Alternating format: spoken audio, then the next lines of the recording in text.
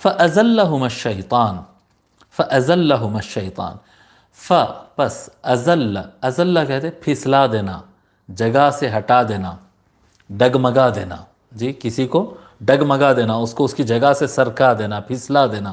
فَأَزَلَّهُمَا ان دونوں کو پھسلا دیا، فَأَزَلَّهُمَا پس ان دونوں کو پھسلا دیا، کس نے؟ شیطان۔ فَأَزَلَّهُمَا الشَّيْطَانُ تو شیطان نے ان دونوں کو پھسلا دیا، عنہا اس سے پھسلا دیا، فَأَخْرَجَهُمَا عنہا اس درخت کے مسئلے میں اس حکم سے متعلق اللہ تبارک و تعالیٰ نے جو حکم دیا کہ اس کے قریب نہیں جانا، اس حکم سے شیطان نے ان دونوں کو پھسلا دیا۔ فَأَزَلَّهُمَا الشَّيْطَانُ عَنْهَا عَنِ الشَّجَرَةِ اس درخت سے متعلق شیطان نے ان کو پھسلا دیا۔ فَأَخْرَجَ پس اخرج نکالا، اخرجہما ان دونوں کو نکالا، مما ان دونوں کو نکالا، فَأَزَلَّهُمَا الشَّيْطَانُ عَنْهَا فَأَخْرَجَهُمَا پس ان دونوں کو شیطان اس درخت سے پھسلا دیا، فَأَخْرَجَهُمَا پس ان دونوں کو نکال دیا، مما کانا فیہ اس حال سے جس میں وہ لوگ تھے، مما جس اس سے، کانا فیہ کانا تھے، فیہ اس میں، مما کانا فیہ جس چیز میں وہ لوگ تھے۔ کس چیز میں تھے وہ لوگ؟ جنت میں تھے، خوشحالی میں تھے، منمانی کھانا تھا، منمانی لباس تھا، جو وہ چاہتے تھے وہ ان کو ملتا تھا۔ فَأَخْرَجَهُمَا مِمَّا كَانَ فِيهِ وہ خوشحال زندگی سے، وہ جنتی لائف سے ان کو نکال دیا۔ کیسے نکال دیا؟ اس درخت کے ذریعے نکال دیا۔ فَأَزَلَّهُمَا الشَّيْطَانُ عَنْهَا شیطان نے جو ہے اس درخت سے ان کو پھسلا دیا ہے۔ وَقُلْنَا اهْبِطُوا وَقُلْنَا اور ہم نے کہا، اور قلنا ہم نے کہا، اہبطوا حبوط کہتے ہیں اوپر سے نیچے آنے کے لیے، جو فلائٹ ہوتی نا، پلین جو ہوتا ہے جو لینڈ کرتا ہے، پلین لینڈنگ کو جی جہاز کے اترنے کو بھی حبوط کہتے ہیں، حبوط۔ اور کوئی بھی چیز جب اوپر سے نیچے کی طرف آئے تو اس کو حبوط کہیں گے، ٹھیک ہے۔ وَقُلْنَا اهْبِطُوا اور ہم نے کہا اتر جاؤ، اہبطوا اتر جاؤ، وَقُلْنَا اهْبِطُوا بَعْضُكُمْ لِبَعْضٍ تم میں سے بعض، اب کون کون ہیں یہاں پر؟ یہاں پر ایک طرف ہے آدم اور حوا اور دوسری طرف ہے شیطان، تو تین لوگ کی بات ہے۔ وَقُلْنَا اهْبِطُوا بَعْضُكُمْ لِبَعْضٍ عَدُوٌّ ہم نے کہا اتر جاؤ، تم میں سے بعض کے عدو ہے، تم میں سے بعض۔ اب یہ پہلا بعض کون ہے جی؟ اس میں سے پہلا بعض شیطان ہے، دوسرے بعض آدم اور حوا ہے۔ فَقُلْنَا اهْبِطُوا بَعْضُكُمْ لِبَعْضٍ عَدُوٌّ تم آپس میں ایک دوسرے کے دشمن ہو، یا پھر شیطان تمہارا دشمن ہے۔ اهْبِطُوا بَعْضُكُمْ یعنی شیطان، تم میں سے بعض یعنی شیطان، لِبَعْضٍ عَدُوٌّ بعض کا دشمن ہے۔ اب اس میں دونوں طرف رخ ہم جا سکتے ہیں کہ دونوں آپس میں دشمن ہیں، یا پھر شیطان تمہارا دشمن ہے۔ اور یہ میرے پاس راجح ہے یہ بات کہ شیطان بعضکم لبعض عدو تم میں سے بعض کے لیے دشمن ہے، یعنی شیطان تمہارے لیے دشمن ہے۔ بعضکم لبعض عدو ولکم اور لا کے لیے، کم تمہارے، ولکم اور تمہارے لیے، ولکم فی الارض فی میں، الارض زمین، وَلَكُمْ فِي الْأَرْضِ اور تمہارے لیے ہے زمین میں، مستقر اور تمہارے لیے ہے زمین میں، مستقر قرار سے ہے، یہ بولتے استقرار بولتے رہی، کیا کہتے ہیں؟ آنکھوں کا قرار کہتے ہیں، آنکھوں کا قرار یعنی آدمی جب پریشان رہتا ہے، سمجھ میں نہیں آتا اس کو، تو اس کے دیدے ہلتے رہتے ہیں، جب سکون میں آ جاتا ہے تو آنکھوں کو قرار ہوتا ہے، دل مار لیتے رہتا ہے تو بولتے دل کو قرار آ گیا، سکون میں آ گیا دل۔ تو یہ قرار اور استقرار یعنی ٹھہراؤ، مستقر کہتے ہیں جس جگہ انسان کو رہنا ہے، مستقر جہاں پر انسان کے لیے ٹھہرنے کا مقام ہے اس کو مستقر کہیں گے، مستقر۔ وَمَتَاعٌ وَلَكُمْ فِي الْأَرْضِ مُسْتَقَرٌ اور زمین میں تمہارے لیے مستقر ہے، ٹھہرنے کی جگہ ہے، وَمَتَاعٌ اور تمہارے لیے متاع ہے، ساز و سامان ہے، جی کھانا ہے، پینا ہے، جانور ہے، جی مکان ہے، وغیرہ وغیرہ، یہ سارے چیزیں جو نیڈز ہوتے ہیں نا، زندگی کے ضرورتیں جو ہوتی ہیں، کپڑا ہے، کھانا ہے، دوا ہے، وغیرہ وغیرہ، وہ متاع جی الی حین ایک مقررہ وقت تک کے لیے، وَلَكُمْ فِي الْأَرْضِ مُسْتَقَرٌّ وَمَتَاعٌ إِلَىٰ حِينٍ، اور تمہارے لیے ہے زمین میں رہنے کی جگہ اور ساز و سامان استعمال کرنے کے لیے، إِلَىٰ حِين، ایک مقررہ وقت تک کے لیے۔ اب اس آیت سے شیخ الاسلام علامہ طاہر القادری صاحب کا ایک خطاب بچپن میں سنا تھا، وہ فرمائے تھے اس خطاب میں کہ وَلَكُمْ فِي الْأَرْضِ مُسْتَقَرٌّ وَمَتَاعٌ إِلَىٰ حِينٍ، مستقر اور متاع یعنی ایک انسان کے لیے زمین پر رہنے کی جگہ، ومتاع اور اس کے ضروری سامان جو اس کے جینے کے لیے لگتا ہے، جو کھانا لگتا ہے، جو کپڑا لگتا ہے، جو دوائی لگتی ہے، جو تعلیم لگتی ہے، جو اس کے بیسک نیڈز ہوتے ہیں، یہ دو چیز کا بنیادی حق اس آیت میں اللہ تبارک و تعالیٰ ذکر فرما دیا۔ جب انسان کو زمین پر اللہ تبارک و تعالیٰ رکھا، اسی دن سے اعلان فرمایا نا، دیکھیے اہبطوا کے ساتھ آیا، زمین پر اتر جاؤ اور زمین میں تمہارے لیے رہنے اور زندگی گزارنے کا سامان، یہ دو چیزیں تمہارے لیے مقرر ہے، تمہارے لیے مہیا ہے۔ یعنی اللہ تبارک و تعالیٰ زمین کو کبھی بھی ایسی نہیں بنائے گا کہ زمین کم پڑ جائے۔ جتنے انسان کو اللہ تبارک و تعالیٰ اس زمین پر پیدا فرماتا ہے، اتنے انسان خوشی کے ساتھ رہ سکتے ہیں، خوشی کے ساتھ اپنی ضرورتیں پوری کر سکتے ہیں، آسانی کے ساتھ، خوشی کے ساتھ وہ خوشحال زندگی گزار سکتے ہیں۔ اتنا ارینجمنٹ اللہ تبارک و تعالیٰ کر دیتا ہے، اللہ تبارک و تعالیٰ اتنا کر دیتا ہے۔ اب انسان آ کے وہاں پر ظلم کرتا ہے کہ ایک آدمی کے پاس ایک آدمی ایک ہزار ایکڑ کا مالک ہوتا ہے، اور دوسرا آدمی جو ہے وہ کرائے کے مکان لینے کے بھی لائق نہیں ہوتا، فٹ پاتھوں پر زندگی گزار دیتا ہے، جنگلوں میں زندگی گزار دیتا ہے۔ جی، تو یہ تقسیم کی جو خرابی ہے، یہ انسان کے ہاتھ میں دیا گیا، تو یہ خرابی اس کی وجہ سے ہے۔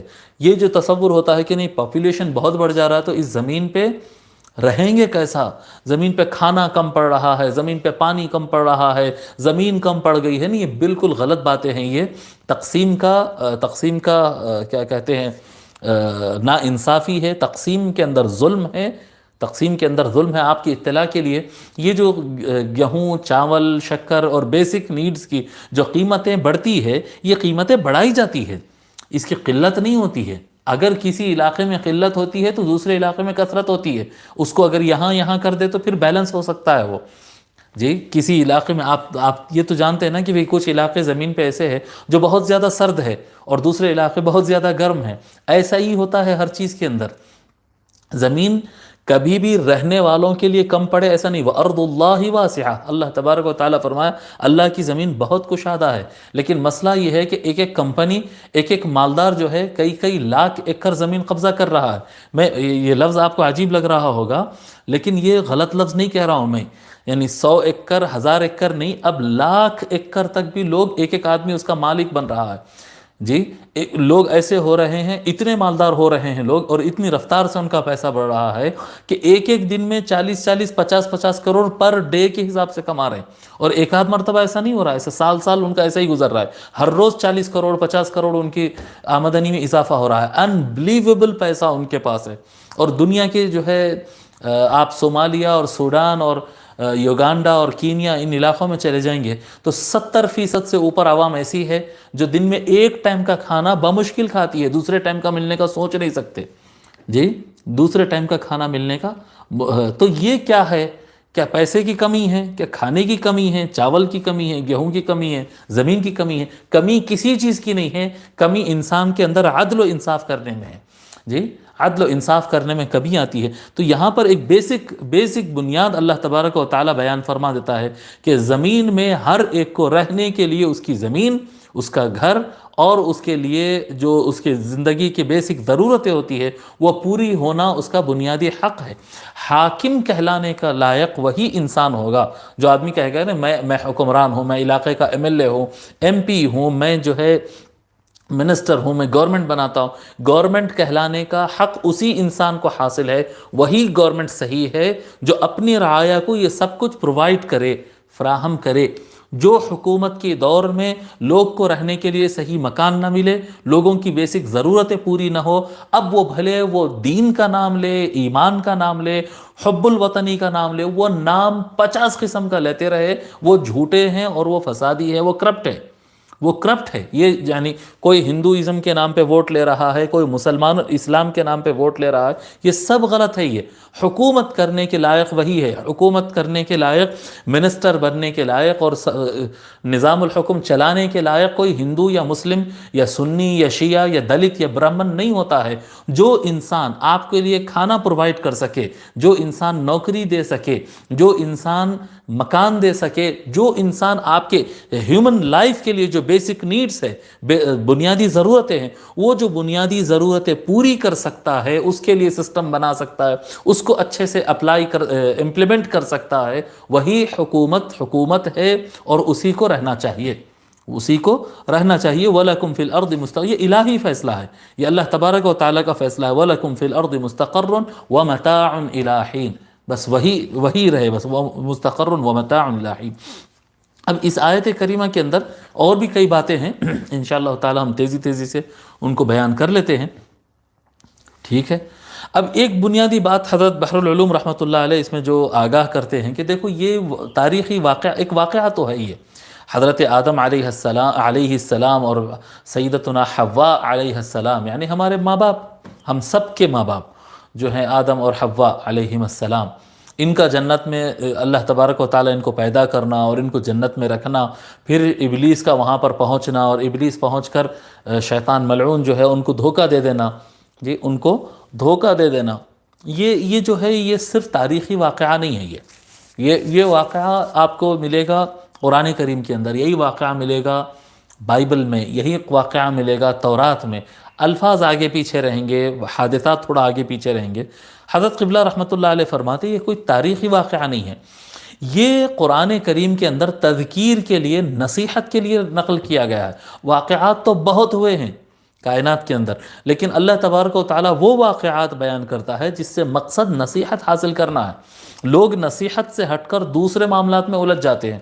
جی واقعات ہوئے تھے، اس کو تو ہم کو ماننا ہے، اس کو تو ہم کو ماننا ہے، کیونکہ یہ رسول اکرم صلی اللہ علیہ وآلہ وسلم نے اس کی تفصیلات بیان کیے ہیں. لیکن اب اس کے ڈیٹیل میں جا کر، جیسا کہ میں بہت سارے مباحث میں خود بھی دیکھا ہوں، میں خود بھی حضرت بھی لکھے ہیں، کچھ اشارے دیے ہیں، اور میں بھی جو ہے بہت ایسے انٹرنیٹ پر ایسے کالمز پڑھا ہوں اور ایسے بحثیں دیکھا ہوں، ڈیبیٹس دیکھا ہوں، جس میں یہ مناظرہ ہوتا ہے کہ حضرت آدم علیہ السلام کا وہ درخت کون سا تھا، کیا چیز کا درخت تھا، وہ سیب کا درخت تھا یا گیہوں کا درخت تھا. یہ باضابطہ ڈیبیٹس ہے اس کے اوپر. جی کیا کھائے ہوں گے؟ اللہ تبارک و تعالیٰ جو یہ درخت کے قریب نہیں جانا فرمائے تھے، تو وہ کون سا درخت تھا، اس کا کیا پھل تھا جس کو اللہ تعالیٰ نے منع کیا. تو وہ پھل جو ہے سیب تھا، وہ پھل گیہوں تھا، وہ پھل فلانا تھا، وہ پھل کیا فرق پڑنا ہے اس سے. یہ چیز سمجھنے کی ضرورت ہے کہ اگر وہ سیب تھا تو تم کیا کرو گے، اور اگر گیہوں تھا تو تم کیا کرو گے. یہ کوئی بات نہیں ہے، یہ کوئی بات نہیں ہے. یہ واقعہ لایا گیا ہے یہ سمجھانے کے لیے کہ شیطان تمہارا دشمن ہے، یہ اصل مقصود ہے وہاں پر. اب شیطان سے فائٹ دیکھیے آج ہم زمانے میں دیکھ رہے ہیں کہ ہندو مسلم آپس میں دشمن ہوتے جا رہے ہیں، دلت برہمن آپس میں دشمن ہوتے جا رہے ہیں، ایسٹرن ویسٹرن جو ہے آپس میں دشمن ہوتے جا رہے ہیں، اور یہ اس کا دشمن اس کا جو ہے ہندوستانی پاکستانی آپس میں دشمن ہوتے جا رہے ہیں. یہ دشمنیاں ہوتے جا رہے ہیں. اللہ تبارک و تعالیٰ یہاں پر بیان کر رہا ہے کہ یہ دشمنیاں صحیح نہیں ہیں. سارے انسان ایک دوسرے کے لیے بنائے گئے ہیں. تم جیسا آدم و حوا ساتھ میں تھے، ویسے سارے انسان ساتھ میں رہ سکتے ہیں. ایک دوسرے سے دشمنی کرنے کی ضرورت نہیں ہے. دشمن تمہارا انسان نہیں ہے، دشمن تمہارا شیطان ہے. دشمن تمہارا شیطان ہے. ان الشیطان لکم عدو فاتخذوہ عدوا. اللہ تبارک و تعالیٰ فرماتا ہے بے شک شیطان تمہارا دشمن ہے، پس تم بھی اس سے دشمنی کرو، تم بھی اس سے دشمنی کرو، شیطان سے دشمنی کرو. شیطان سے دشمنی کرو گے تو ہم سنی سے دشمنی کر رہے ہیں، شیعہ سے دشمنی کر رہے ہیں، مسلمان سے دشمنی کر رہے ہیں، ہندو سے دشمنی کر رہے ہیں، انگریز سے دشمنی کر رہے ہیں. یہ دشمنی کرنے کے نہیں ہے. اگر ان میں کسی کو کیا کہتے ہیں ان میں سے کسی سے غلطی ہوتی ہے تو غلطی کا اصلاح کرو. جہاں پر نالج نہیں ہے، علم کی جہالت کی وجہ سے غلطی ہو رہی تو جہالت کو دور کرو، علم کو پھیلاؤ، غلطی دور ہو جائیں گی، دشمنی ختم ہو جائے گی. اگر کوئی ظلم کر رہا ہے تو آپ انصاف قائم کرو، دشمنی ختم ہو جائے گی. جس میں جو کمزوری ہے، ہر انسان کے اندر کچھ کمزوری رہتی ہے، وہ کمزوری کو دور کرنے کی کوشش کرو. مگر ہم کیا کر رہے ہیں، انسان سے دشمنی کر لیتے ہیں. انسان سے دشمنی ہے۔ آقا نبی اکرم صلی اللہ علیہ وآلہ وسلم کی تعلیمات سے معلوم ہوتا ہے کہ کافر سے بھی نفرت نہیں کرنا ہے، اس کے کفر سے نفرت کرنا ہے۔ صوفیاء کرام اس کو کھل کر لکھتے ہیں، اولیاء اللہ اس کو کھل کے لکھے ہیں جی۔ چور سے دشمنی مت کرو، اس کی چوری سے نفرت کرو جی۔ اس کی جو چوری اس کے اندر ہے نا، وہ چوری اگر چلے جائے تو وہ ایک آپ کے میرے ویسا انسان ہے، وہ ایک اچھا انسان ہے، بلکہ ہم سے بھی اچھا انسان ہو سکتا ہے وہ۔ اگر اس کے اندر سے ظلم چلے جائے، اس کے اندر سے چوری چلے جائے، جھوٹ چلے جائے، تو ان الشیطان لکم عدو فاتخذوه عدوا جی۔ اہبطوا بعضکم لبعض عدو، تم آپس میں ایک دوسرے کے دشمن ہو، یہ اتر جاؤ زمین پر، اور تمہارا اب مقابلہ شیطان سے ہے، اور شیطان تم کو بھٹکانے کی کوشش کرے گا۔ یہ اللہ تبارک و تعالی بیان فرما رہا ہے، اور اس کو چھوڑ کر ہم اس میں پڑے ہوئے ہیں۔ کس میں پڑے ہوئے ہیں؟ ہم اس میں پڑے ہوئے ہیں کہ وہ سیب تھا یا وہ جو ہے گیہوں تھا، وہ اور پتہ نہیں اور کیا کیا، اس میں لمبی چوڑی بحثیں ہیں، بالکل غیر ضروری ہے۔ اچھا، اس میں استدلال کے لیے بہت سارے لوگ جو ہے تورات کی طرف چلے جاتے ہیں، کہ بائبل کی طرف، انجیل کی طرف چلے جاتے، کہتے بائبل میں یہ لکھا ہے، اس کی ڈیٹیل بائبل میں یہ ملتی ہے، اور وہ بائبل میں کئی چیزیں ایسے ملتی ہے جو قرآن سے تو نہیں ٹکراتی ہے لیکن حدیث شریف سے ٹکراتی ہے، حدیث شریف سے ٹکراتی ہے۔ اب یہاں پر کئی جو ہے عقلانی لوگ ہوتے ہیں جی، جو عقل کو زیادہ مانتے ہیں حدیث سے زیادہ، حدیث شریف سے زیادہ، بہت بڑی گمراہی ہے حدیث شریف سے زیادہ اپنے دماغ کو ماننا، بڑی گمراہی ہے۔ تو ایسے لوگ، اور بہت سارے لوگ جو اپنے آپ کو قرآنی کہتے ہیں کہ ہم اہل قرآن ہیں، ایسے بہت سارے حضرات کو دیکھا گیا کہ یہ بائبل کے واقعات پڑھ کر اس سے امپریس ہونے لگ جاتے ہیں، اور کہتے ہیں کہ دیکھو اس کی ڈیٹیل تو وہاں ملتی ہے، اس کی ڈیٹیل تو وہاں ملتی ہے۔ نہیں، دیکھو جو واقعات قرآن کریم میں آئے ہیں سابق میں، وہی واقعات اللہ تبارک و تعالیٰ بائبل میں بھی بیان کیا ہے، اور سابق میں زبور میں بھی بیان کیا ہوگا، اور تورات میں بھی بیان کیا، اللہ تبارک و تعالیٰ کئی مقامات پر بیان کیا، لیکن وہ کتابیں محفوظ نہیں رہی، اور وہ کتابوں میں ہم کو پتہ نہیں کہ کہاں پر اضافہ کیا گیا، کہاں پر کمی کی گئی۔ اس لیے اللہ کے رسول صلی اللہ علیہ وآلہ وسلم ارشاد فرمائے، لا تکذبوا اہل الکتاب ولا تصدقوہم۔ حضور صلی اللہ علیہ وآلہ وسلم ارشاد فرمائے کہ اہل کتاب کی نہ تصدیق کرو نہ تکذیب کرو۔ اہل کتاب کو نہ تم، ہاں بالکل تم سچے ہو بھی مت بولو، اور تم جھوٹے ہو بھی مت بولو جی، کیونکہ ان کے پاس سے جو آ رہا ہے ہو سکتا ہے وہ ویسے ہی ہو جیسا اللہ نے نازل کیا، تو وہ سچ رہے گا اس صورت میں۔ اگر ہم ان کو جھوٹے کہہ دیں گے تو ہم گناہ گار ہو جائیں گے، اور اگر وہ جو پیش کر رہے ہیں اگر وہ چینج کیا ہوا لفظ ہے اور انہوں نے چینج کر کے وہ ہم کو بیان کیا ہے، تو اس صورت میں کیا ہوگا؟ اس صورت میں ہم ان کو کہہ دیں گے کہ تم سچے ہو، اگر ہم ان کو کہہ دیے تو پھر وہ غلط بات کو ہم سچ کہہ دیے، تو یہ تو اللہ پہ الزام ہو گیا، جو اللہ نے نہیں کہا تھا ہم نے کہا، یہ اللہ نے کہہ دیا ہے۔ تو ایسی صورت میں وہ ڈاؤٹ فل کلام ہے ان کے کلام میں تبدیلیاں ہو گئے۔ سابق میں ہم اس پہ گفتگو کافی کر چکے ہیں۔ کوئی ایک نسخہ بھی، حضرت قبلہ رحمۃ اللہ علیہ لکھتے ہیں، کوئی ایک سند صحیح بھی یہ لوگ نہیں بتا سکتے ان کی کتاب کی کوئی سند نہیں بتا سکتے، چین آف ٹرانسمیشن جو ہوتا ہے وہ نہیں بتا سکتے یہ لوگ، ان کے نسخے آپس میں میچ نہیں ہوتے، وہاں کی بائبل الگ، یہاں کی بائبل الگ، وہاں کی تورات الگ، یہاں کی تورات الگ، تو یہ تو معاملہ ختم ہی ہو گیا۔ تو ان میں بہت ساری باتیں صحیح ہیں اور بہت ساری باتیں غلط ہے، تو اس کو نہ تصدیق کرو نہ تکذیب کرو، اس پر بس کہہ دو کہ اللہ تبارک و تعالیٰ نے جو نازل کیا وہ سچ ہے، اس پر ہمارا ایمان ہے، جو انسانوں نے تبدیل کیا ہے اس کو ہم نہیں مانتے ہیں، ٹھیک ہے۔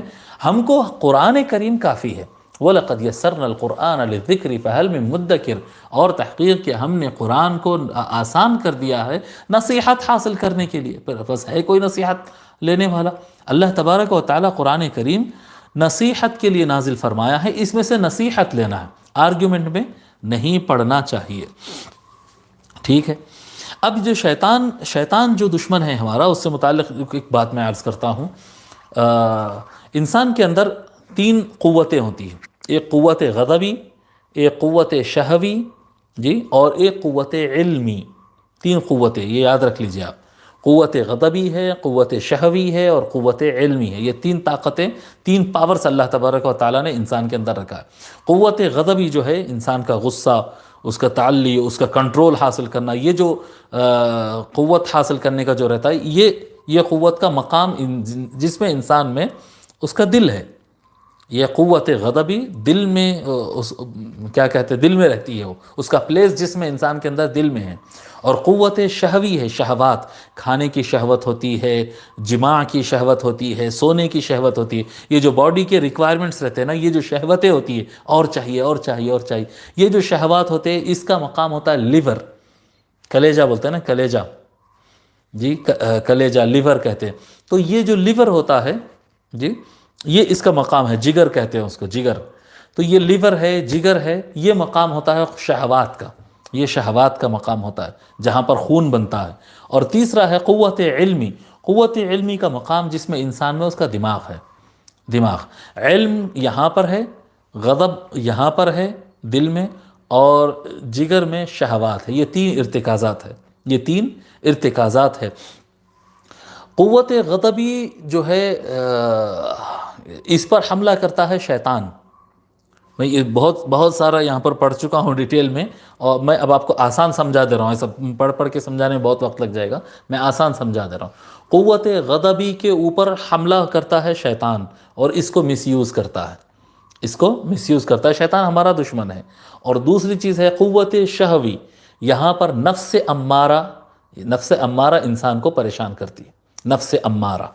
تو نفس امارہ جو ہے یہاں پر شہوات، انسان کو جو ہے بے حیائی کی طرف، بے تحاشا کھانے کی طرف، یہ خواہش یہ خواہش، لاکھوں کروڑوں روپے انسان کھانے پر خرچ کر رہا ہے، شوق پر کر، تو یہ شہوات میں مبتلا کرنا یہاں پر نفس کا کام ہوتا ہے جی۔ یہ اچھا بھی ہوتا ہے اور یہ برا بھی ہوتا ہے۔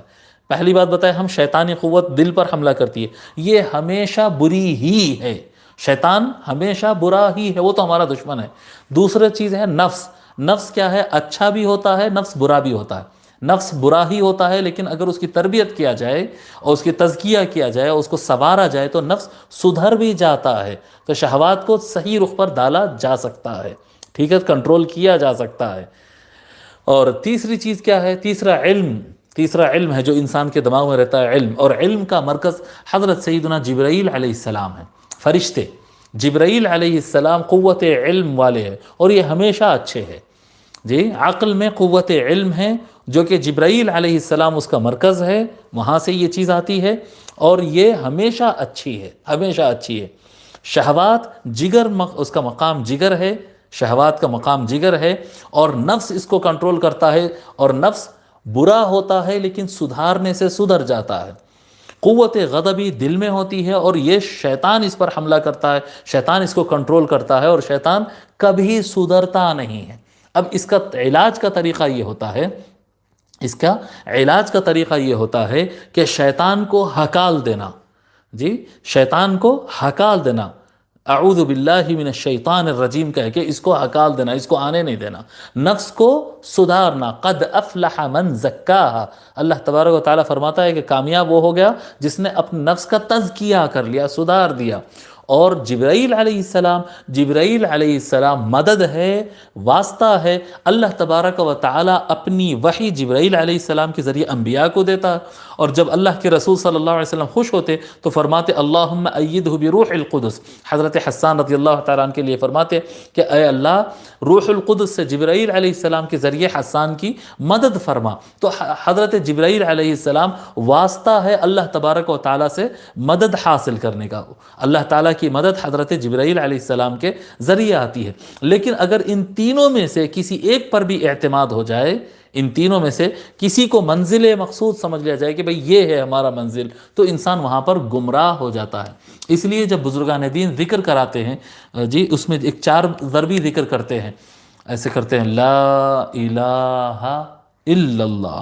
یہ گردن کی حرکت کو لوگ سمجھتے نہیں، اور طرح طرح کی باتیں کرتے کہ یہ کہاں سے آیا، وہ ہے یہ نہیں، اس میں کچھ کنسنٹریشن رہتا ہے۔ پہلا جب لا کہتے ہیں تو نیچے کی طرف، نیچے بائیں پیر کی طرف جاتے ہیں لا، تو اس سے مراد ہوتا ہے کہ شیطان کا ہم انکار کر رہے ہیں، شیطان ہمارا مقصد نہیں، شیطان ہٹا دو۔ دوسرا میں کہتے ہیں لا الہ، جب دوسری طرف آتے ہیں تو دائیں پیر کی طرف آتے ہیں، یعنی ہم نفس کو بھی نہیں مانتے، ہم کو نہیں چاہیے، ہم کو شیطان بھی نہیں چاہیے۔ اگر یہ اللہ اور بندے کے درمیان یہ چیز حائل ہو سکتی ہے تو ہم کو شیطان نہیں چاہیے، ہم کو نفس نہیں چاہیے۔ لا الہ، تیسرا جو ضرب لگتی ہے وہ اوپر کی طرف، لا الہ، جی یہ اوپر کی طرف، کندھے کی طرف، ادھر یہ ادھر اشارہ ہے، یہ فرشتوں کی طرف ہے۔ نہ ہم کو شیطان چاہیے، نہ ہم کو نفس چاہیے، نہ ہم کو فرشتہ چاہیے، کیونکہ اگر علم کو مقصد سمجھ لیا جائے اور روحانیت کو مقصد سمجھ لیا جائے تو وہ سب سے بڑا حجاب بن جاتا ہے بندے اور اللہ کے درمیان، کیونکہ فرشتہ ہو، علم ہو، یہ مقصد نہیں ہے، یہ ذریعہ ہے اللہ تعالیٰ کی طرف جانے کا، اللہ تبارک و تعالیٰ کی بندگی کرنے کا۔ اگر بندگی کرنے کے بجائے اسی کو مقصد سمجھ لیا جائے، جو لوگ علم پر اتراتے ہیں، ارے اس کو کیا معلوم، علم تو ہمارے پاس ہے، آؤ، یہ کیا ہے، یہ علم ہے لیکن حجاب بنا ہوا ہے۔ علم حجاب بن جاتا ہے، علم کور بن جاتا ہے، پردہ بن جاتا ہے اللہ تبارک و تعالیٰ اور بندے کے درمیان۔ تعلق عبدیت کیا کہتے ہیں، عجز و انکساری چاہتی ہے، لیکن اگر علم کی وجہ سے انسان یہ سمجھتا ہے ہاں میرے پاس علم ہے، آؤ میں ماشاءاللہ الحمدللہ میں، جی یہ جو علم، تو یہ علم حجاب بن جاتا ہے۔ تو یہ حجاب والا علم نہیں چاہیے ہمارا مقصد، جی ہم کو شیطان نہیں چاہیے، ہم کو نفس نہیں چاہیے، ہم کو یہ حجاب لانے والا علم نہیں چاہیے جو اللہ تعالیٰ سے روکے۔ تو لا الہ، تینوں چیزوں کا انکار۔ لا الہ میں نہیں ہے کوئی معبود، نہیں ہے کوئی مقصود، ہمارا کوئی مقصود نہیں ہے اس کے اندر، نہ شیطان ہمارا مقصد ہے، نہ نفس اور یہ دنیاوی زندگی ہمارا مقصد ہے۔ شیطان مرکز شر، سارے شر کا سنٹر، جی شیطان ہمارا مقصد نہیں ہے۔ اور کیا کہتے ہیں، نفس امارہ، یہ دنیاوی زندگی، یہ شہوات، کھانا پینا، یہ بھی ہمارا مقصد نہیں ہے، اور صرف علم حاصل کرنا بھی ہمارا مقصد نہیں۔ الا اللہ کی ضرب قلب پر لگتی ہے، الا اللہ، مقصد صرف اللہ ہے۔ لا الہ، نہیں ہے کوئی معبود، نہیں ہے کوئی مقصود، الا اللہ، سوائے اللہ کے، مقصد صرف ایک ہے۔ یہ معنی ہوتا ہے، یہ ذکر کی ایک تفصیل ہے